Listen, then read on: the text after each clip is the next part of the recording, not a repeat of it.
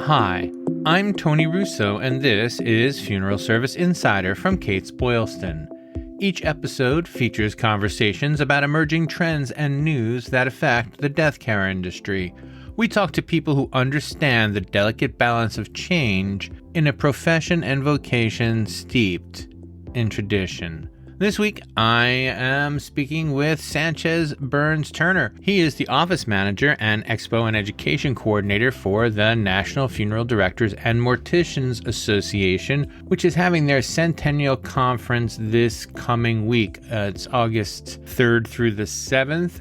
I'm not going to get to be there this year, but if you are there, please stop by the Kates-Boylston booth, and we'd love to have you stop there and pick up a copy of either American Funeral Director or American Cemetery and Cremation, or both, and maybe subscribe to Funeral Service Insider, the newsletter. Who knows? But I was fortunate to run into Sanchez the first time I did go, which was last year, and he really helped me kind of get through the whole process of what was going on where and what were the best things to get photos of and stuff like that. So he was really helpful. This year, in addition to putting the entire conference together, he's also been running the national office. They had a resignation early on in the year, and it's all kind of fallen to him, and he's done a great job. So anyway, we talked to him about it, and it's best to hear his story from him. But before we go, I want to remind you, you can reach out to me either by sending an email to arusso@kbpublications.com or checking into the show notes and getting to the website that way and getting in touch. If there's anything you want to hear, if there's anything you want to say, if you have any comments that you would like me to address on the air, send them along to me, because I would absolutely love to do that. And as always, please make sure to stay on after the closing credits for the postmortem, because this week I want to talk about conferences. But for now, here is Sanchez. I ran into you actually at the NFDNMA convention in Atlanta, and you were running around like a madman putting the finishing touches on that. And I looked at that and thought, wow, he's got to do this again, except for the centennial. And Right. I can't imagine the size of the work that was required. So tell us real quick, what have you been doing for the last year? For the last year, I've been trying to really get a hold of learning new avenues on how to make the national office better, as well as what I've been tasked to do. In 2023, the last time we met, I was the exhibitor coordinator, and that was my first time putting together that show for our national convention back in Atlanta last year. From that time leading up into now, several roles have changed, as you noticed. And so taking on those new roles, I have been assigned a great responsibility as being the office lead here in the national office. That is super cool. And I think that I would like to, if you don't mind, do a brief career overview, because you started mortuary school and then ended up deciding to work in the national office and to work as a funeral assistant instead for the last couple of years. So how did you get into funeral service generally, and then how did you get to the national office? Starting out, funeral service has always been a passion of mine. Come to find out that I have family members that own funeral homes that I did not know, down distant relatives that own funeral homes, one in Jacksonville, Florida, and then two in the South Georgia area. And doing that, I pretty much my whole childhood, I used to conduct mock funerals as a child and have my sisters and my brothers and my cousins all be a part of that mock service. And so I would take my sister Barbie dolls and actually set them up and have a whole funeral. And so a lot of the family thought that was very strange, because why would you, other kids are outside playing in the dirt, all this kind of stuff. But there you have me, I'm setting up mock funerals at a young age. And so being in the funeral industry has always been a passion of mine. I have not or did not really attend school, but I did have schooling on my mind. Some other obligations came up and kind of stalled me from attending school. But going forward, I'm looking to attend school, hopefully once all this madness calms down. And I can actually focus and give it my all. And being brought up to speed I joined the National Association in 2017, January 18th, 2017, to be exact, under the leadership of the former executive director, Dr. Carol T. Williams. I came on as a scope coordinator, and as the scope coordinator, I was responsible for our national publication. I worked with a lot of different vendors and advertisers to help put this magazine together, as well as get articles from our members. Mm. I actually wrote two articles that had been in a couple of our publications. And so I'm happy about that. And as we speed forward, I've taken on different roles such as uh, the executive assistant, the membership coordinator. And again, as we spoke earlier, I've been brought up to speed as now the office lead in 2024. That is absolutely fantastic. I wanted to ask, had you been to many funerals when you were younger? I what it's weird when you're a kid. The entire older generation died, between the time I was like 10 and 15. It got to the point where Right, we're going like 3 or 4, 6 maybe funerals a year, but especially as a kid when these are people you don't maybe very well, and it's not very you don't get the sadness. All you get is right, how cool it is to get together with right, everybody. You get dressed up, you get together, you hang out with all your cousins who you don't always get to see. Like, right, funerals were fantastic events right. when I A was a family kid. reunion, to say the least. Yeah. And was that your experience as well? Is that maybe what drew you to having your own? Well, I believe what happened was when I would get out of school, elementary school, sometimes, during that time, a lot of older people were passing away at my church. And my late grandmother, she would actually come and pick me up from school. And so, about time, the family got done with the service, it was time for the repast. And so, I was always there Uh-huh. back at the church after she picked me up for school. And I'm just looking around and I was so amazed. Like I just love the professionalism. And it was one funeral home, particularly here in the Decatur area. And, I was just amazed at how they were so professional. Their suits were so pressed and Yeah. everything. And I was just amazed by that. And so that I believe that's what drove me really as a child to be like, yeah, this is really what I want to do. And the idea of having the privilege and burden of putting together this 100th year celebration is has got to be pretty daunting. I mean, you knew it was coming last year, but Yes. what happened that you didn't expect to happen, and what happened that you did expect to happen? Like, what were some of the easy things, and what were some of the difficult things in putting this convention together? Really, last year, planning for the centennial celebration this year, I was still over the expo. And so, planning the expo, we wanted some different things in the expo hall. We wanted to give our members something different to look forward to. We wanted to take it up a notch than what we did last year. But unfortunately, January this year, our former executive director resigned, being I guess you can call it the standing member or staff member that been here the longest. I was given the task as the office lead, and so I did not see that coming at all. Um, I did not see that coming at all, but I'm so grateful, first of all, for the leadership within our association, our board of directors, our executive committee that saw something in me to say, hey, we want you to lead us. And so I've taken on that task. And of course, there has been so many different responsibilities that come along with that. But I'm very grateful that I have actually tackled a lot of those different responsibilities. And then on top of that, planning a centennial celebration, a once in a lifetime experience. And here I am in a position leading the national office. And so I mean, I'm speechless in a sense Mm. uh, because I did not see this coming, but I'm so grateful that I was placed in this role to help lead. And then we have a great team here also. It's not a one man show. No matter what you do in life, you're always going to need some type of assistance. And so, with that being said, our team have been able to put together what we hope to be a great centennial celebration in National Harbor, Maryland. And you guys have a young leadership. I mean, you've had youngish leadership for a while, and Mhm. it's interesting to kind of see that dynamic because although you're young, but you're not, hey, let's burn it all down young. That's absolutely correct. And but you work very well together, and I'm always very impressed with the way that the NFDNMA has the 40 and under committee, and how Yes, well that partners, like that is as well run a junior chamber of commerce kind of thing as I've right. seen. How important Mhm. is it to have that balance between the regular quote membership and then the 40 and under kind of working together.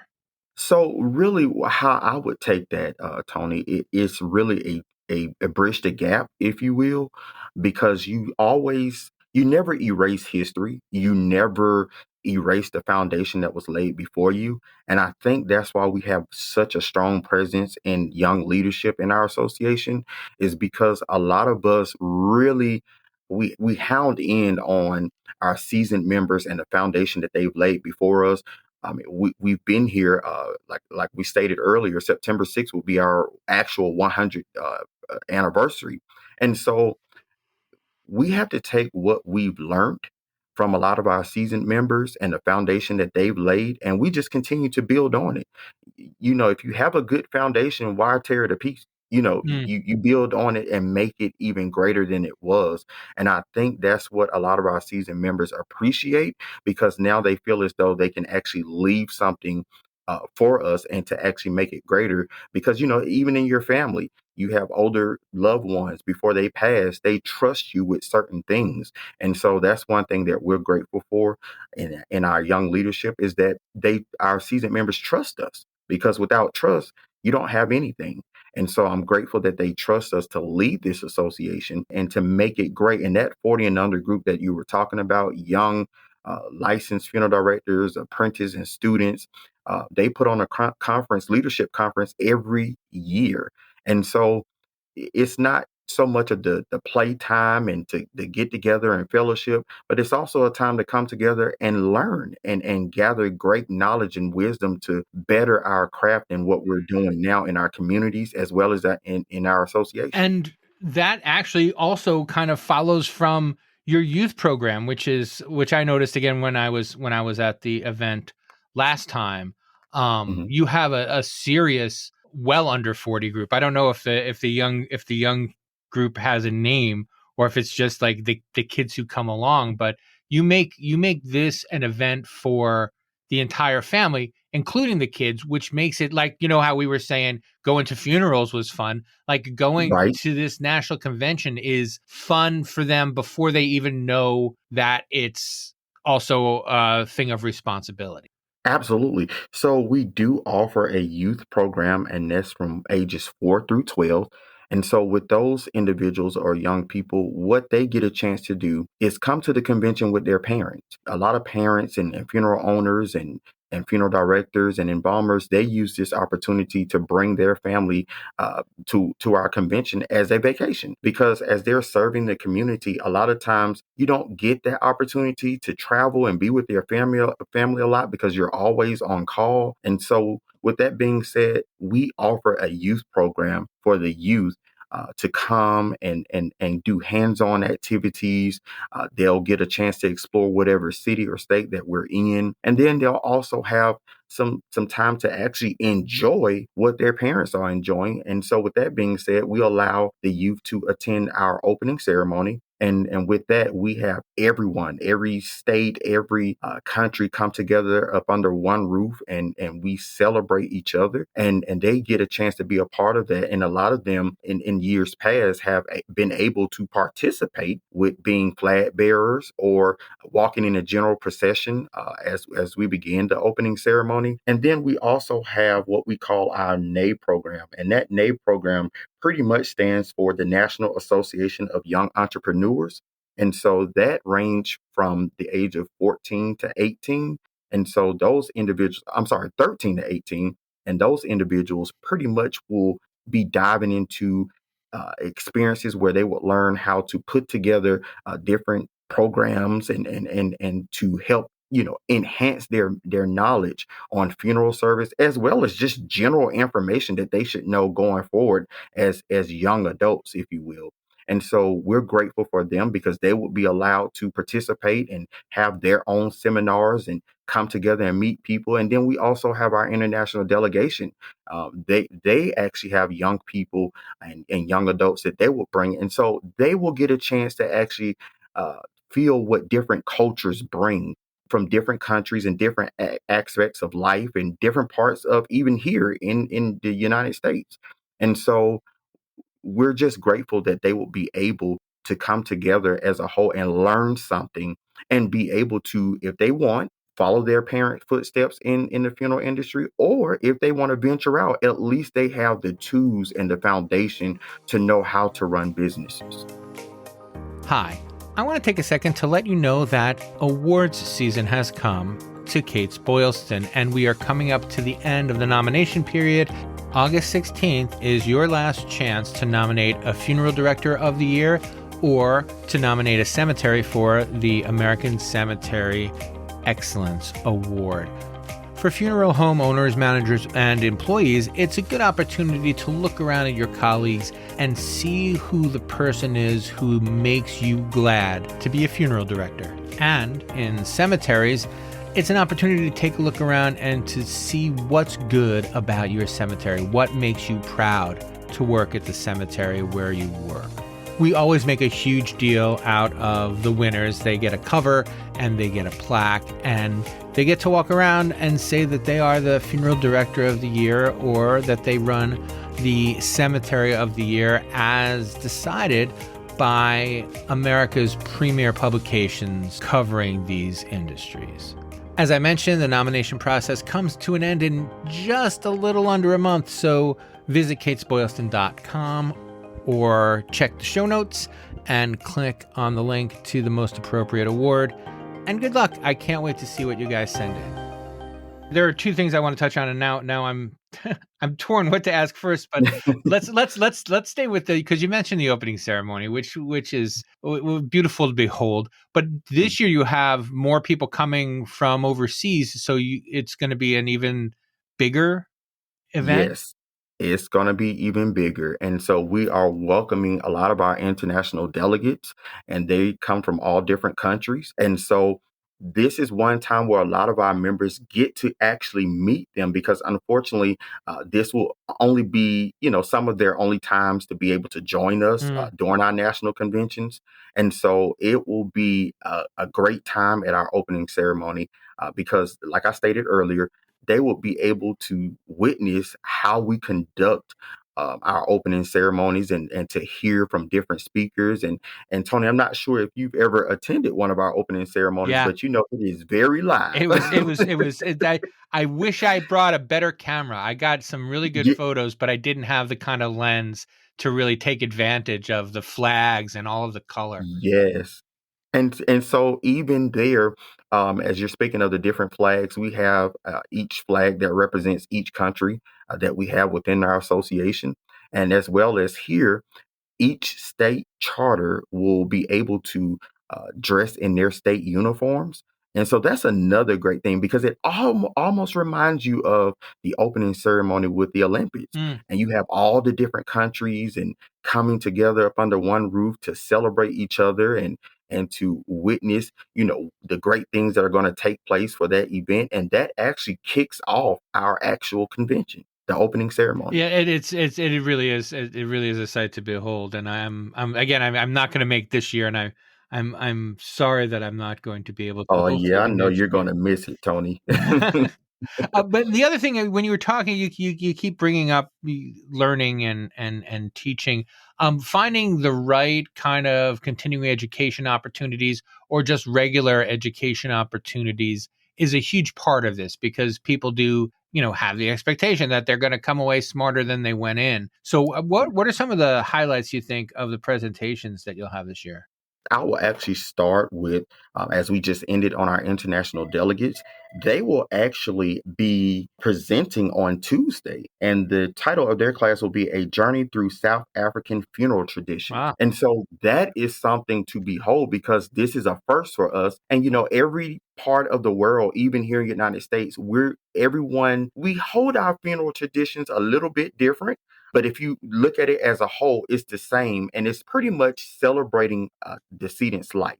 And so to actually witness our international delegates being able to present how they handle their funeral customs overseas, that's a great thing because not everyone get a chance to just be in to experience or hear firsthand different funeral customs and traditions from different parts of the world. And so I believe a lot of our members are very excited to witness this I class. wanted to interrupt you for a second because this is something that I saw yesterday. So one of the things that I do as I do this, in case you missed it, where I just Mhm, kind of go through the internet and look for like stories about funeral service and whatever. And I don't mhm. know if you know that there is a South African reality series premiering on August 5th that Oh, is wow. is is about Undertale. It's called The Ondermers. Oh, It's hard for no, me to I say, did. but it's yeah, and I watched it yesterday, and it's half in English and half in Afrikaans. Cool. So yeah, I will send you the link to that, and I'll put a link in the show notes for everybody to see it. Because when you said that rang my bell that I had seen this trailer yesterday. So it is something that is being celebrated more in South Africa. This kind of family Right. funeral home and family funeral practices Okay. there.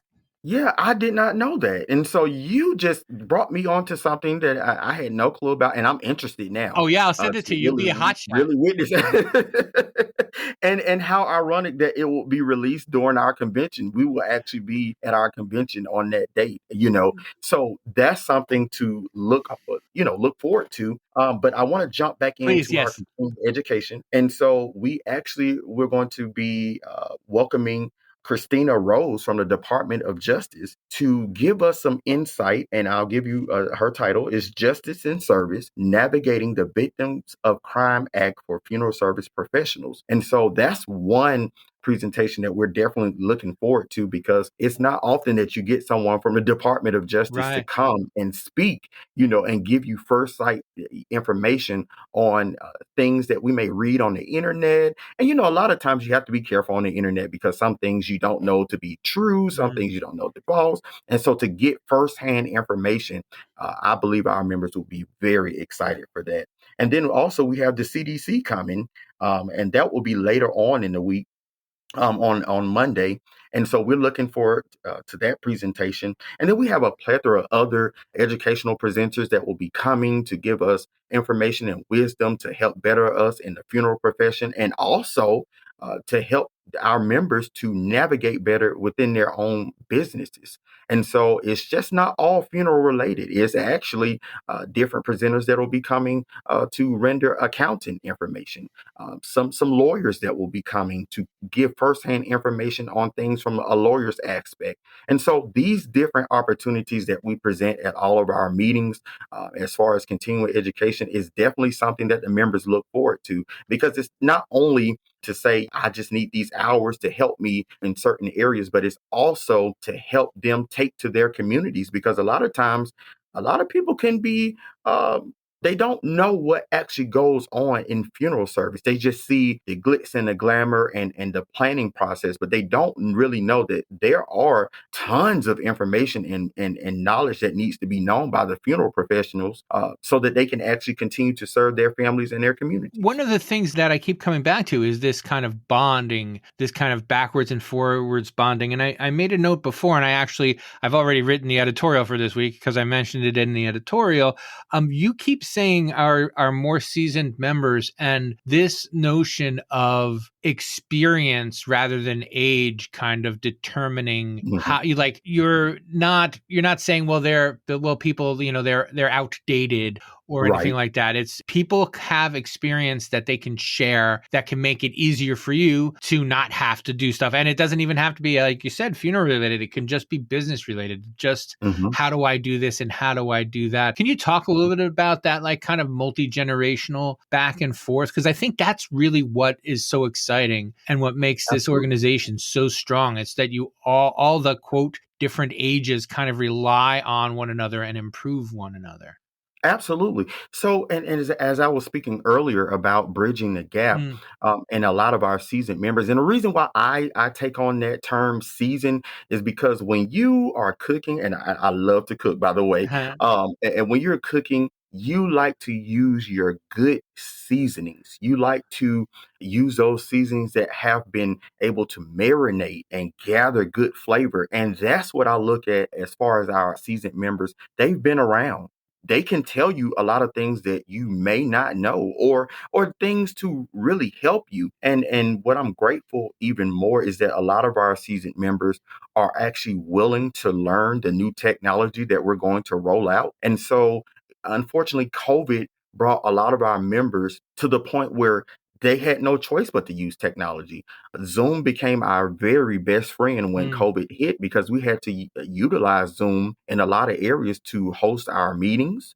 We even used a platform for the first time to hold our convention virtually. And so, who knew that that would happen? But a lot of our members actually enjoyed that process. It was kind of scary because, you're coming off something that you're used to doing for so long. And then now technology really makes an entrance, a grand entrance onto the scene. And so they had no choice, but they jumped on board and they made it happen.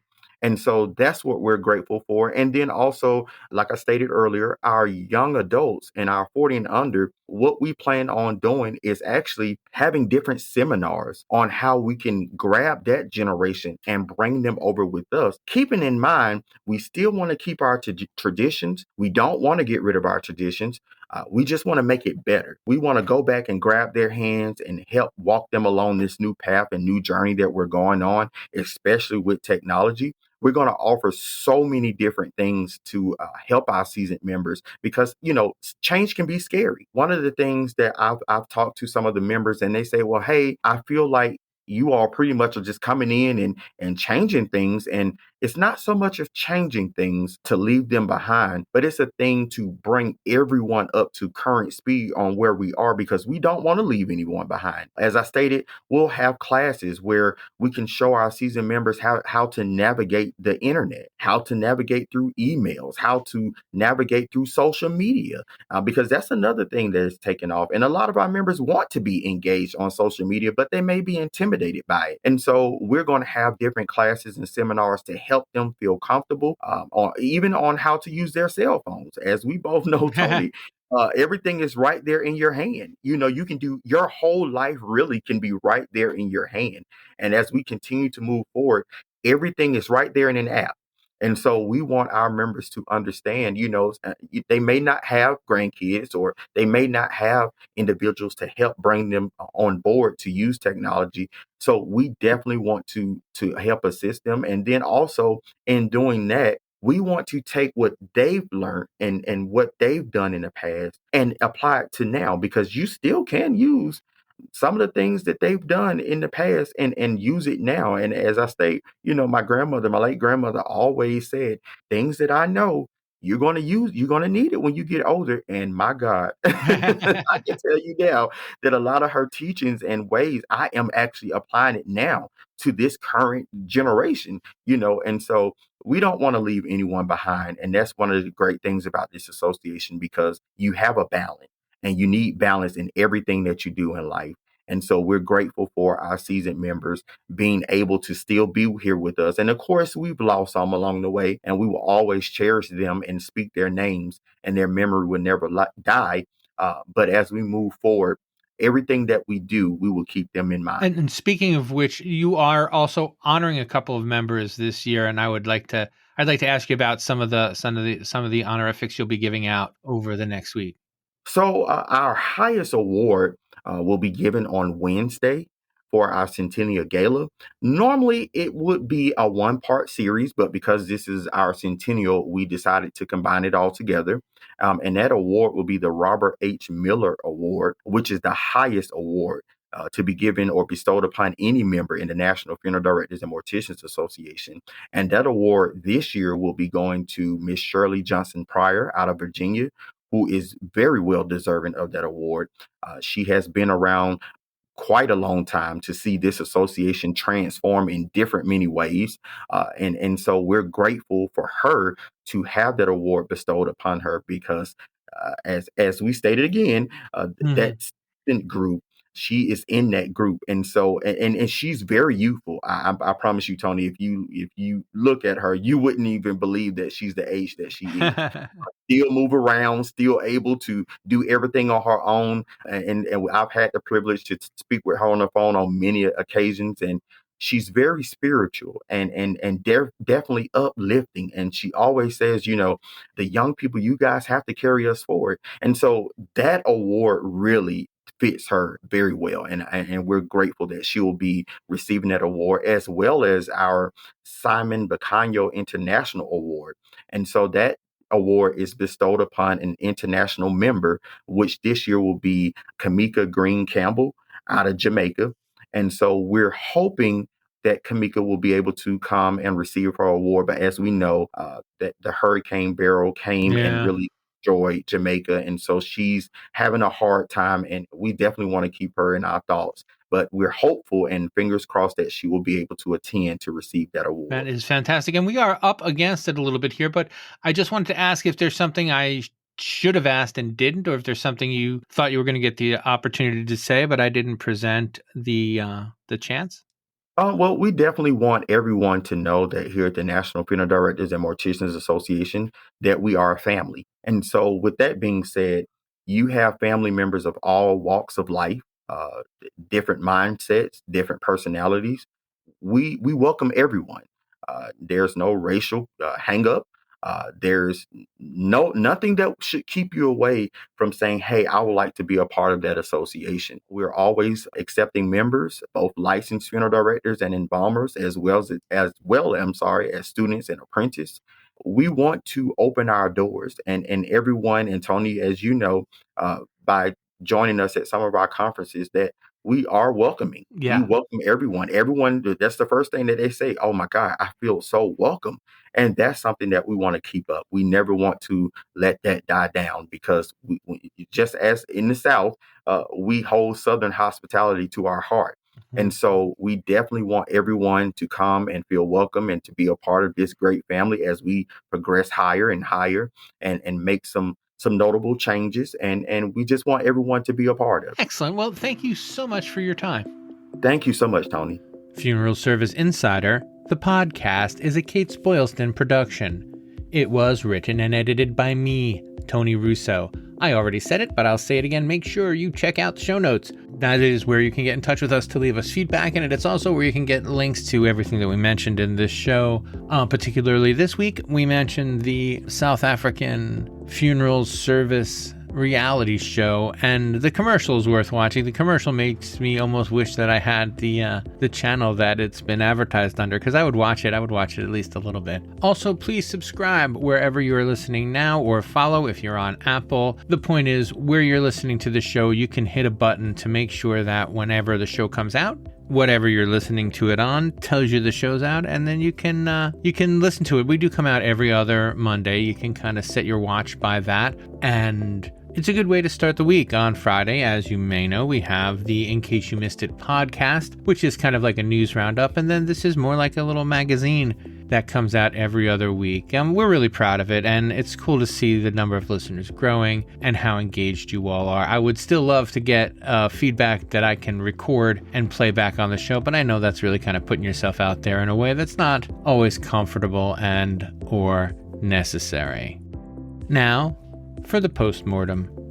This week, I wanted to talk about conventions because the NFDNMA convention is coming up, and it is just such a pleasant experience in my limited experience. Sometimes it's good to be forced to take some time out for this. So I guess it's one of the things continuing education is all about, making sure that you take some time to think about what you're doing, even if you have to be forced to do it. And so these conventions are a nice kind of alternative to that. You get to do the parts where you think about your work and you learn new things about your industry, but you also get to blow off a little steam, and that is critical. It's critical, especially, the summer's coming to an end. It's been a long year, and we've got another long one ahead of us. I mean, that's what years do. They just get longer and longer and longer. So taking the opportunity to think about your industry and also to participate with members of your industry is a great thing. There are so many coming up that you can go to. If you do go to this one, please really stop by and say hello. Tell them Tony sent you, and tell them you listen to the podcast. That will make their heads come off.